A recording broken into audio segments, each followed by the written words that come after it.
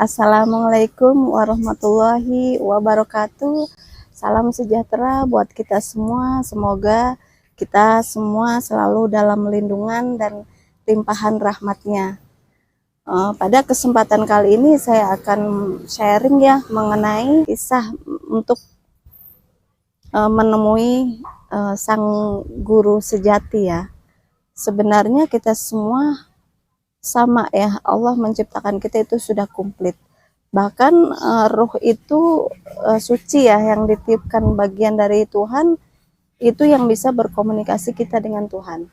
Nah ini di Jawa juga ada istilah sedulur papat limo pancer ya, karena manusia terdiri dari 4 unsur alam. Dan sebelum kita dilahirkan ada bisa berarti 4 anasir, dari tanah, dari air, dari udara, dan dari api. Itu ada di dalam diri kita. Ada mungkin yang bisa mengartikan sebagai kakang kawah, adi ari-ari getih besar. Nah di dalam Hindu Buddha pun itu ada 4 ya ajaran. Nah di dalam Nabi Muhammad juga itu para sahabat yang selalu menemani Nabi Muhammad yang bagus, yang paling setia, itu ada 4 juga. Di dalam diri kita itu juga ada 4 malaikat yang selalu mendampingi kita, yaitu Jibril, Mikail, Israil, Israfil. Nah, jadi ada 4 juga ya. Jadi kita nggak sendirian, ada banyak hal yang ada di dalam tubuh kita yang mungkin kita belum tahu atau belum mengenalnya atau belum memahami atau belum dekat. Nah, seperti itu. Begitupun di dalam diri kita ada sebenarnya guru sejati ya, yang itu selalu mengajarkan kita kepada hal kebaikan dan kebijaksanaan. Guru sejati ya. Nah, suatu keluarga, nah itu keluarga dari ulama ya, ulama, kiai bin kiai, ulama bin ulama gitu. Nah itu dari mereka, dari beliau menikah itu kan dulunya terkenal kaya raya ya, semuanya ada gitu, rumahnya, hartanya, apa segala macam, pokoknya masalah duniawi itu nggak mikir gitu, nggak masalah. Tapi sayang dia sepasang suami istri ini nggak dikasih ini keturunan, nggak punya anak sampai berpuluh-puluh tahun nggak punya anak. Jadi mereka berdua itu selalu menyalurkan apa yang dimiliki, harta benda atau apa semua yang dia miliki, karena dia kan ulama ya, kiai ya. Jadi berjihad di jalan Allah itu dengan hartanya sampai habis, sampai rumahnya terjual buat sedekah, buat bangun pesantren, buat bangun masjid gitu kan, buat ngebantu-bantu untuk mengembangkan syiar Islam di situ. Nah, sampai akhirnya hartanya itu habis. Udah usia ini agak sepuh ya, ini suami istri itu. Nah, yang diidam-idamkan pengen punya anak, tetapi nggak ada sampai puluhan tahun. Ya, hartanya sudah habis. Di usia ini, di usia sepuhnya itu, nah akhirnya Tuhan Allah itu memberikan anak, istrinya hamil. Nah kan seneng banget ya, udah puluhan tahun dinantikan, terus istrinya hamil. Tetapi yang jadi ganjelan ya mungkin istrinya, kok dulu waktu masih kaya raya, masih punya semuanya, segala duniawi itu ada semua, kok pengen anak nggak dikasih anak, nggak hamil-hamil, giliran udah hartanya udah habis, udah miskin, ibaratnya udah nggak punya apa-apa, rumah juga tinggal 1 petak, kok Allah itu memberikan keturunan. Si istrinya itu ngobrol lah sama suaminya gitu, kok kita dari dulu ditunggu-tungguin pengen punya anak, nggak punya anak, giliran udah habis semua, harta bendanya udah nggak ada sisa, rumah juga udah dijual, terus tinggal hidup juga tinggal di gubuk kecil ya gitu, di rumah kecil, nggak kayak dulu, kok malah dikasih keturunan. Nah, terus si suami yang sang suaminya gini, ini menjawabnya gitu. Ya nanti masalah kehidupan anak ya nanti ini itu urusan Tuhan gitu kan, urusan Allah. Masalah kehidupan nanti ke depannya ya. Karena semua segala sesuatu itu sudah ditakdirkan seperti itu.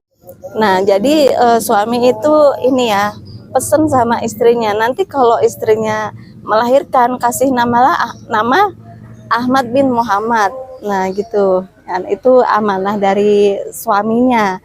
Nah, nanti kalau misal dia menanyakan, meminta atau menuntut harta yang dimiliki oleh orang tuanya yang dulu kaya raya, tetapi kok sekarang jatuh miskin atau jadi nggak punya apa-apa, rumah pun hanya kecil satu petak.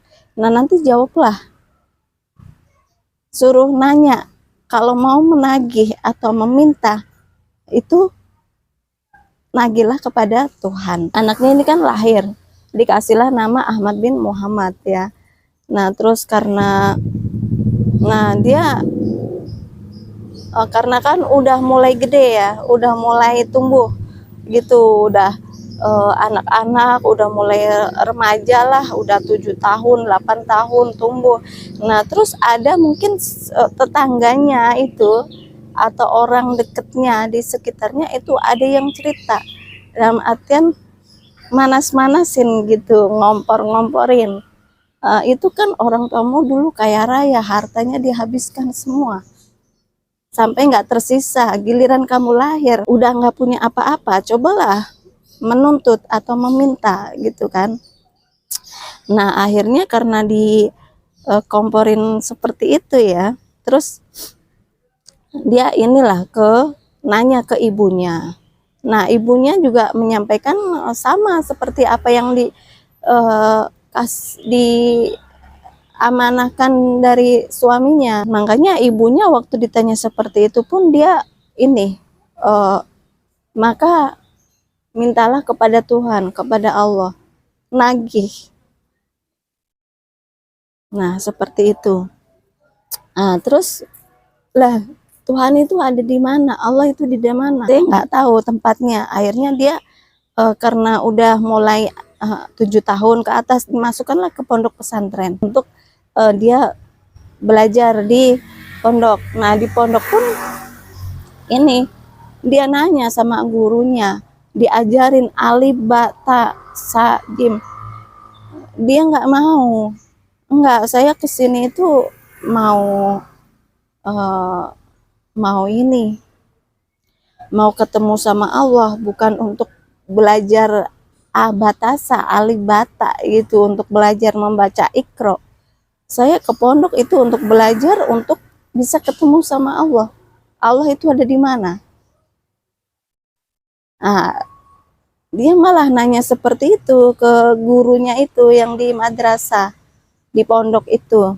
Nah, karena gurunya ini pinter ya, nah dia jawab, ya nanti kamu akan bisa ketemu sama Allah, sama Tuhan yang kamu inginkan. Tapi ini jalannya, kamu harus belajar batasa, alibata, belajar ikro, belajar membaca Al-Quran, terjemahan atau fikih dan lain-lain ya. Nah, ini jalan untuk bisa ketemu sama Tuhan. Nah, akhirnya maulah dia belajar di situ, belajar abatasa gitu kan, belajar ikro sampai dia naik kelas, kelas 2, kelas 3, kelas 4, akhirnya dia inilah sudah menginjak remaja ya, menginjak remaja udah belajar syariatnya gitu ya, hukum-hukum kayak fikih, kayak tajwid, ikro, terjemahan, terus dan lain-lain. Nah, terus akhirnya dipindahkan lah ya, karena udah lulus ya pelajaran di pondok pesantren. Nah, dia naik ke yang ada pelajaran torekohnya di situ. Itu. Nah, di torekoh itu ya, di pondok pesantren yang ada ajaran torekohnya. Nah, dia pun belajar di situ. Nah, lama-lama belajar dia bingung. Loh, saya kesini itu untuk ketemu sama Allah, ketemu sama Tuhan, untuk nagih. nagih, menuntut atau nagih harta orang tuanya yang dulu habis. Sekarang saya dilahirkan udah nggak punya apa-apa. Nah itu dia berpikir seperti itu, makanya dia untuk belajar nggak mau gitu. Akhirnya karena sang guru torekohnya ini juga pinter untuk menjawabnya gitu kan, karena pengetahuannya, ilmunya luas ya, bisa memahami anak yang bertanya seperti ini harus dijawab apa.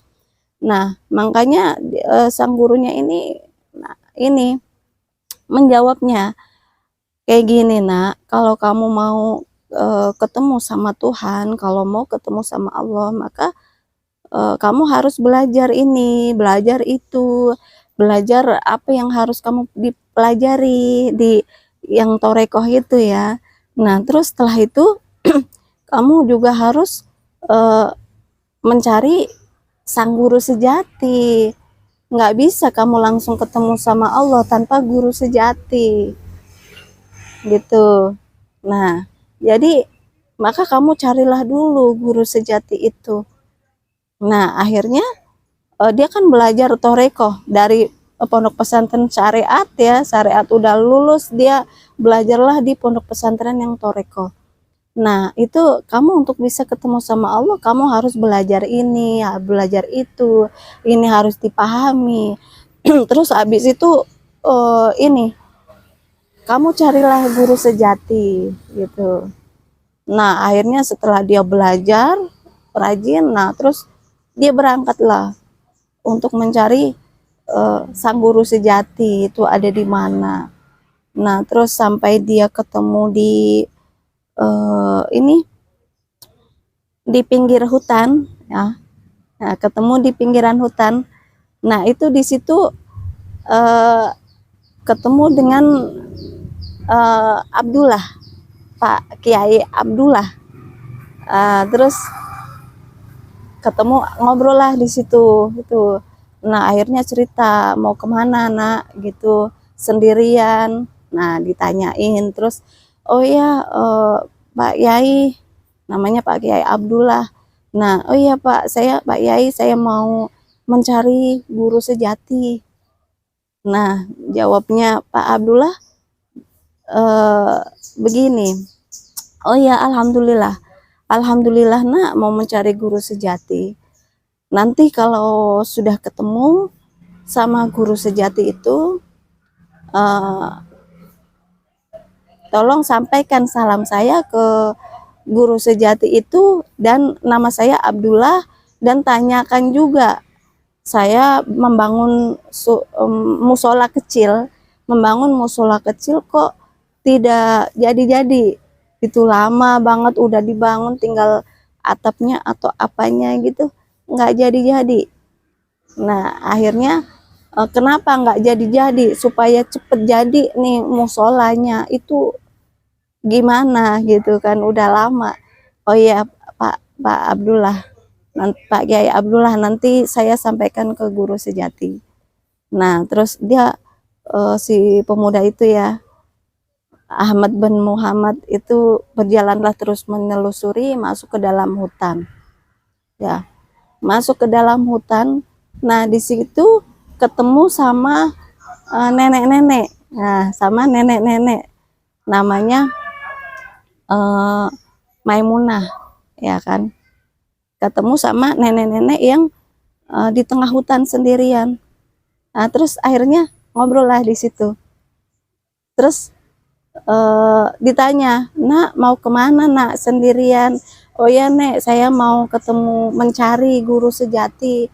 Oh guru sejati, alhamdulillah nak mau mencari guru sejati. Sampaikan ya pesan, nanti kalau sudah ketemu sampaikan salam saya buat guru sejati. Nama saya Maimunah ya, nama saya Maimunah. Terus tanyakan juga kenapa saya udah usia 1500 tahun ya, udah bosen hidup, tetapi saya minta apa, meninggal ya, kok nggak meninggal gitu, umurnya masih hidup terus. Kalau umurnya kepanjangan juga lama-lama bosen untuk hidup ya gitu. akan mengalami kebosanan ini, padahal Ibu Mbah Maimunah itu udah 1500 tahun gitu. Dia udah pingin meninggal, pingin mati, tapi nggak mati-mati gitu, udah bosen hidup. Nah terus oh ya, nah si bin Ahmad bin Muhammad ini menjawab, oh ya Mbah, nanti saya sampaikan ke ini guru sejati, apa yang salamnya saya sampaikan, dan apa yang Mbah Maimunah tanyakan nanti juga akan saya sampaikan. Nah seperti itu. Nah terus dia berjalanlah lagi ke ketemu dengan suatu lapangan, ya lapangan apa yang hijau, banyak rumputnya. Nah di situ ada ketemu sama kuda putih ya, warnanya putih. Nah itu 3 di situ. Nah terus komunikasi juga, waktu itu kuda bisa ngomong, hai manusia mau kemana, sendirian, nah gitu, bisa ngobrol itu sama kudanya, bisa ngomong bahasa kita manusia. Terus si itu si manusianya itu ya, terus ngobrol lah, terjadi apa komunikasi di situ ya, terjadi komunikasi. Mau kemana Ahmad bin Muhammad gitu kan kenalan juga ya. Terus mau kemana, terus ditanya gitu, Ahmadnya ini bilang, saya mau mencari guru sejati. Terus kudanya ngomong, alhamdulillah mau mencari guru sejati, nanti kalau sudah ketemu titip pesen salam, sampaikan salam saya buat guru sejati, dan tolong tanyakan, ini di lapangan luas di sini kita hanya bertiga, kuda itu hanya bertiga aja, kita nggak ada yang lain, tetapi kok nggak gemuk-gemuk, padahal rumputnya hijau gitu, banyak tumbuh-tumbuhan rumput itu subur di situ, tapi kok nggak gemuk-gemuk, kurus aja kuda itu bertiga lah. Terus habis kurus itu ya bertiga, terus penyakitan, ada kurap kudis gitu, gatel-gatel kuda itu nggak sembuh-sembuh.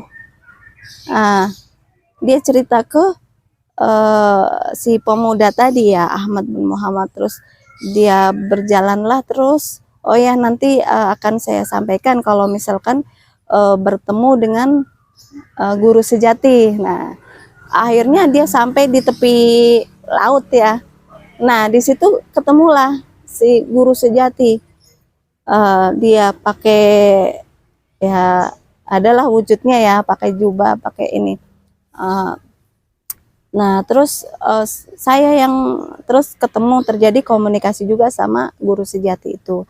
Saya yang namanya guru sejati, saya udah tahu kamu itu mencari saya dari dulu, udah lama. Nah sekarang kita ketemu dan saya udah tahu maksudmu gitu, udah tahu, guru sejati itu udah tahu maksudnya. Dan kamu berjalan tadi menemui tiga hal, menemui Pak Yai Abdullah, dia membangun surau tetapi tidak ini, nggak jadi-jadi sampai lama. Musola aja, musola kecil nggak jadi-jadi. Kenapa? Nah dia kan punya anak yang cantik ya, masih muda. Nah kalau ada orang yang mau melamar, dinikahkanlah sama orang itu gitu. Nanti suruhnya, musolanya akan langsung jadi, akan cepet jadi. Nah terus yang kedua, kamu ketemu dengan Ibu Mbah Maimunah. Kenapa dia 1500 tahun tidak mati-mati, sudah kepingin mati tapi nggak mati-mati, masih tetap hidup. Nah karena dia duduk di tempat tempat duduknya dia itu ada emas 2 karung, emas murni, emas asli itu 2 karung yang dia duduki.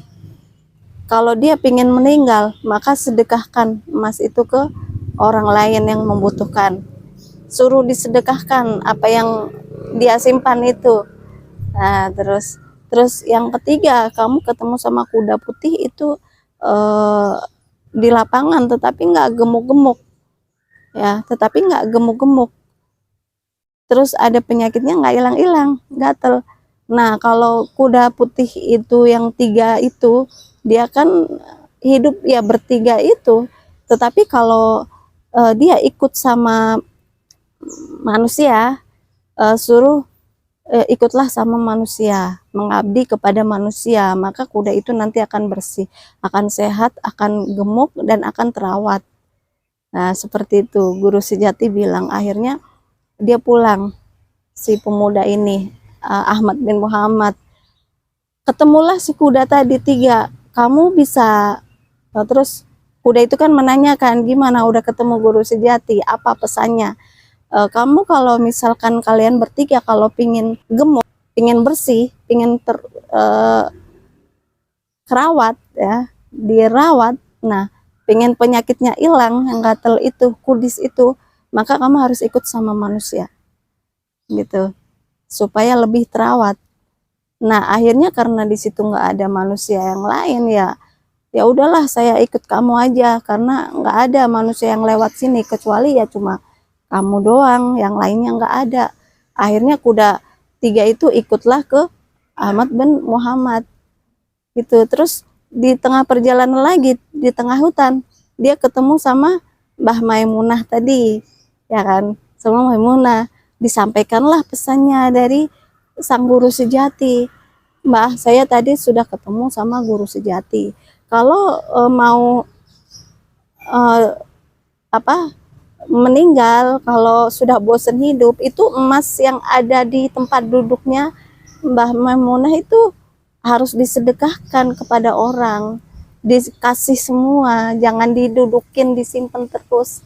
Akhirnya eh, Mbah Maimunah itu jawab, oh iya, saya itu ya memang ada karung isinya emas semua, 2 karung gede ya, itu disimpan sama Mbak Muna, makanya nggak mati-mati karena masih apa ya, ya itu gendoli caranya, apa gendoli itu apa cara, masih menyimpan itu, kalau disedekahkan maka dia akan meninggal gitu. Nah, akhirnya karena di situ nggak ada orang lain, ya udahlah, ini kan nggak ada orang lain yang lewat, saya hanya ketemu kamu, ya udah ini saya sedekahkan ke kamu aja. Akhirnya yang satu, kuda yang 3 itu, yang satu dipakai buat jalan Ahmad bin Muhammad, yang kedua itu bawa karung isi emas satu peti gitu. Nah, akhirnya ketemulah, jalan lagi kan, jalan.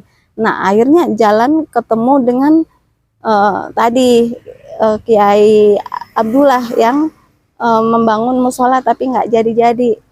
Terus diceritakanlah seperti itu, Pak Yai, ini kalau misalkan mau jadi, cepet jadi musolanya, maka Mbah Nyai kan ini ada anak gadis. Nah, kalau ada orang yang mau meminangnya atau melamarnya, ya iyakan saja, dikasihkan saja gitu. Lah terus Pak Yai Abdullah jawab begini, oh iya iya, itu pesan dari sang guru sejati. Oh iya. Terus ya karena di situ nggak ada orang lain, nggak ada orang yang lewat, manusia yang lewat ya hanya itu aja. Ya, makanya ya udah saya nikahkan aja si anak gadisnya sama Ahmad bin Muhammad itu, dinikahkan, dan sebagai apa ya, maharnya itu emas itu yang 1 peti, dibuat membangun musola itu. Kan masih ada yang 1 peti lagi dibawa pulang, yang 1 peti dikasihkan ke Mbah Yai itu, ke Mbah Kiai Abdullah. Lah akhirnya ya langsung jadilah musola itu atau masjid itu. Nah, jadi setelah ketemu dengan guru sejati si Ahmad bin Muhammad itu, terus dia bawa kuda 3 ya, terus bawa emas 2 karung, terus bawa putri dari Kiai Abdullah itu yang cantik itu. Nah, akhirnya menikah di situ, punya anak 1, punya anak 2, punya anak 3. Nah, itu setelah menemui sang guru sejati. Jadi apa yang dia inginkan itu bisa gitu. Nah, terus akhirnya punya anak 2, punya anak 3. Akhirnya si kuda ini kan yang tadinya dirawat sebelum punya anak, akhirnya kalau udah punya anak 1, 2, 3 kan perhatiannya ke keluarga dan anaknya. Akhirnya si kuda cemburu. Kok dulu saya sering dielus-elus, sekarang nggak pernah, malah anaknya 3 yang dipikirkan, saya nggak pernah dipikirkan. Lah si kuda itu ngomong, ngobrol, ya udahlah kamu diem aja, nggak usah ikut ngomong, pokoknya diem aja dah. Nah akhirnya kuda itu cuma ketawa-ketawa aja. Kuda sampai sekarang ya ini diem, nggak bisa ngomong. Kalau dulunya bisa ngomong, bisa ngobrol. Nah, nah mungkin itu ya sementara yang saya sampaikan, kisah, salah satu kisah untuk menemui sang guru sejati ya. Sebenarnya yang kita temui itu nggak hanya 4 saudara ya, sedulur papat, tapi uh, aslinya itu kita harus menemui, mengenali, mengetahui, mengenali dan memahami dan tahu. Kalau bisa ketemu, hal yang harus kita temui itu adalah guru sejati untuk kita bisa dekat dengan Allah atau dengan Tuhan ya. Karena guru sejati itu sejatinya ada di dalam diri kita. Nah, kalau di dalam Al-Qur'an itu guru sejati itu ada Nabi Khidir. Nabi Khidir itu yang ini ada di dalam diri kita juga. Itu Khidir itu yang disebut guru sejati. Yang harus kita temui itu guru sejati ya sebenarnya. Nah, mungkin ya sementara itu yang saya sampaikan ya, semoga apa yang saya sampaikan bisa bermanfaat buat kita semua.